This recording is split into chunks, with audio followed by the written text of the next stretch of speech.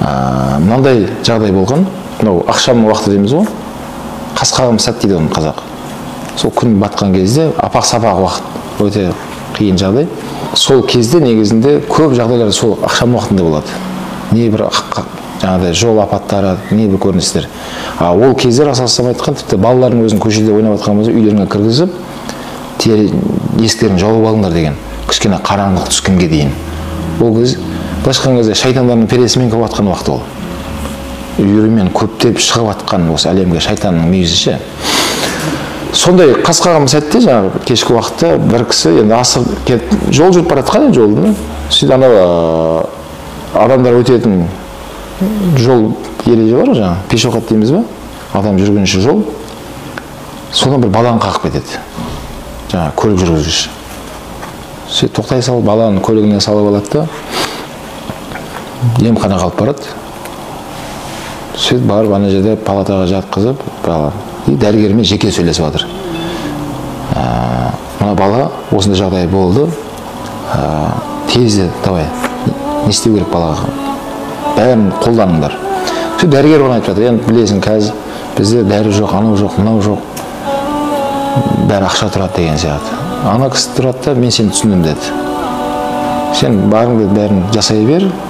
Мен қазір сен сұраған ақшаны бәрін алып келем, дәрі-дәрмеңді бер. Сен бірақ бастай бер. Жарайды деп кетіп, сөйтіп барып үйіне ақшасын алып, ағайын туысынан кішкене қарыз ақша сұрап, сол сұраған ақшаны алып келді дейді сол жерге.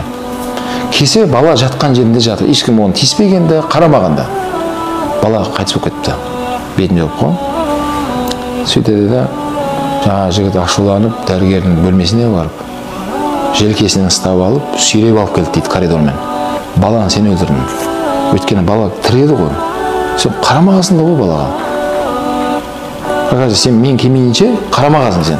Мен өзің өлтірген баланы өзің көрсетем қазір саған деп, эмоцияға берін жаңа кісі. Сүйреп алып келіп, баланың бетіндегі матасын ашып, қара деп көрсетсе, бала дәрігердің баласы болып шығады да. Дәрігер соның сменге түскен.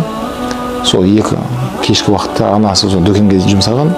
Бала өтіп баратқан кезде қаққан бұны. Көрдіңіз ба? Ал ол дәрігердің алдына өзінің баласы келіп тұр, субханалла. Қарамаған. Түне де қарамаған, қандай бала екен.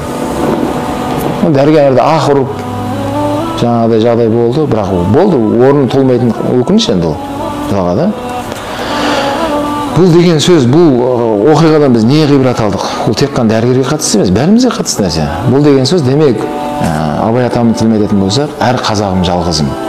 Осы хадистен шығарып жатыр, әр қазағым жалғызым. Әрбір баланы өзіміз баласымыздай көруіміз керек. Әрбір ересек кісіні әкеміздей көруіміз керек. Әрбір кексейген апаны өзіміз анамыздай көруіміз керек. Хадис соны меңзеп тұр бізге. Сол кезде біз өзгенің баласын есіркеп оған жаңағыдай мейірімділік қылсақ, біздің баламызға да мейірімділік қылады ертең біреулер. Сол кезде жаңағыдай жеке бастың қамын ойлау, эгоизм деген нәрсе құриды. Жеке бастың қамын ойлап, әрқайсысы өзінің басын ойлап кетсе не болады? Онда хаос болады.